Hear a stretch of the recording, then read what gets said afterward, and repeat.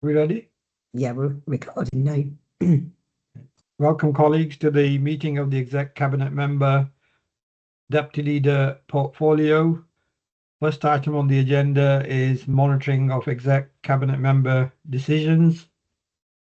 Any questions, queries in relation to that? No?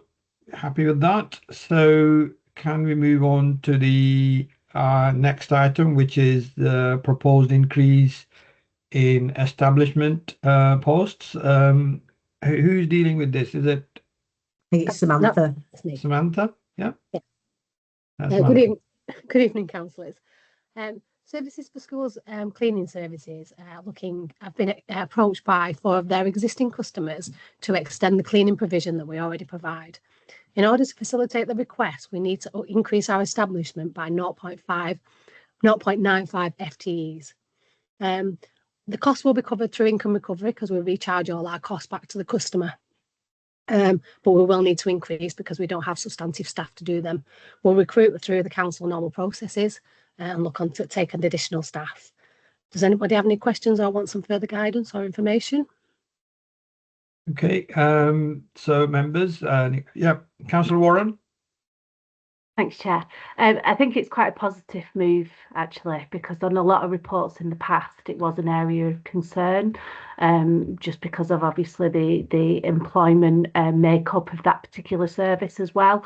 I think it's a really good testament of the level of quality of service that the council offers to schools through the cleaning service. So I'm really pleased that this has come as well. So I think it's a good testament for the service. So well done. Thank you. Thank you. Thank you, Councillor Warren. I do agree with you. Yeah. No other, I do not see any other hands. So I am happy to approve the report as recommended under section 8 of the report. So thank you. Thank you. Thanks, Sam. Moving on, we've got item 3, which is around land and buildings at the Pavilion, Church Road. Hannah, are you presenting this? So thank you very much. Good evening, Chair and members. I'm here this evening to present the proposal of the granting of the new lease to Mossbank Community Foundation at the site known as the Pavilion, which is below 436 Church Road in Bolton. The site currently comprises an 8-acre site and a separate 5-acre site to the west. It's a valued community sports and recreational facility for the public. It's currently occupied and maintained to a standard above that expected under the lease by Mossbank Community Sports Club. The club has been operating from the site since 2011 and still occupy the site today. The proposal is to grant a 12-year lease on just the 8-acre site, which is adjacent to the sports pavilion. The market rental value of the site is under the proposed lease term is £4,350 per annum, with a valuation date of April this year. The club have requested a peppercorn rent, to which we seek your determination on. The peppercorn rent has been requested in consideration of, firstly, their continued stewardship of the site. This has already resulted in over £134,000 worth of investment in the grounds for the benefit of the public and the club. And secondly, their commitment to the site, seeking grant funding to undertake essential drainage works to improve all year-round utilisation of the site, enabling greater community, public and recreational access to the area. The proposed lease will consider, firstly, a rent review provision to adjust to a market rent should we feel it necessary. We're estimating a winter pitch rent saving, which they currently spend, of about £35,000 a year because the pitch is so waterlogged. And with the grant funding work, it won't be waterlogged anymore, hopefully, so they'll be able to utilise the site all the way around the year. We'll also put in a full repairing and insuring covenant. We'll also look at doing audit reviews to assess the agreed social value obligations under the terms of the tenancy. And the lease will prohibit a 3G pitch status, primarily to maintain a site as a recreational open space. A few considerations for executive cabinet members. The charity is deeply embedded in the local community, offering inclusive sports programmes, mental health support and social engagement opportunities for residents of all ages. A recent report gave the club a social and economic value impact of 3.4 million. This was made up of an economic value of 2 million, a health value of 145,000, a social value of 23,000, and a well-being value of 1.3 million. So I hope that you can all see that they have a very good social and economic impact on the local community. Their work also aligns strongly with Bolton's Vision 2030 of start well, live well, age well, and with a strong and distinctive community.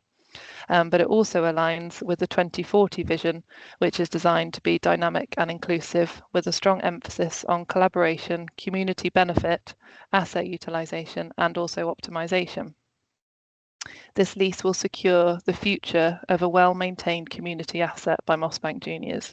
It will reduce the pressure on council resources and also support what we consider a trusted organisation in delivering health, well-being and social inclusion outcomes. So our recommendation is to proceed to grant Mossbank Foundation a 12-year lease at a peppercorn rent, subject to ongoing auditing and reporting with the appropriate lease clauses. This will safeguard a vital community resource and enable continued investment in the site for the benefit of Bolton residents. Thank you very much, Chair. Thank you, Hannah. Thank you for the report. Councillor Warren. Thanks, Chair.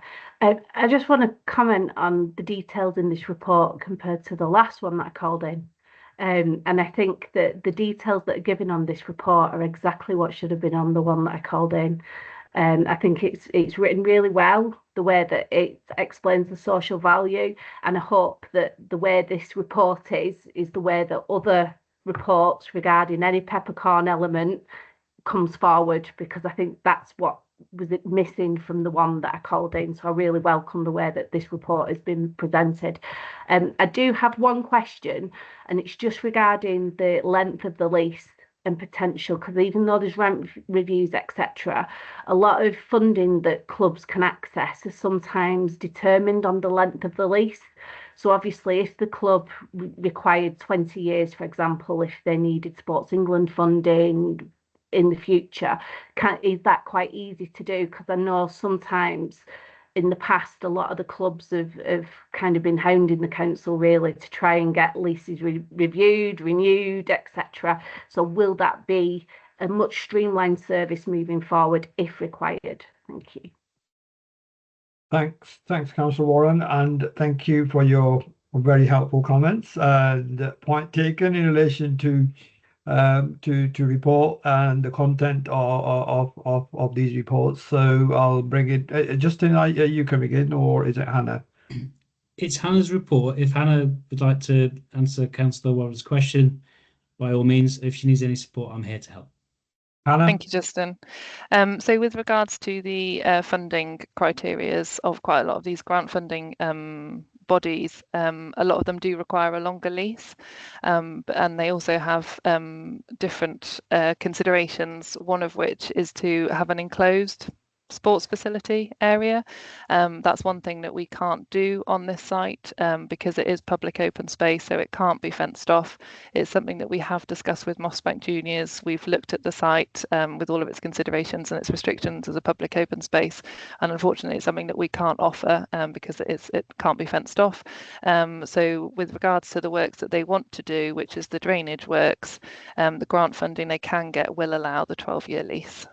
Will be allowed under the 12-year lease. So that's why we've gone for the 12 years, and it will give them the grant funding they require. Thank you, Hannah. Any other questions? Councillor Wilkinson? Yeah, thanks, Chair. In relation to the previous item, shall we say, which did get called in, fair enough, maybe improvements to reports are possible.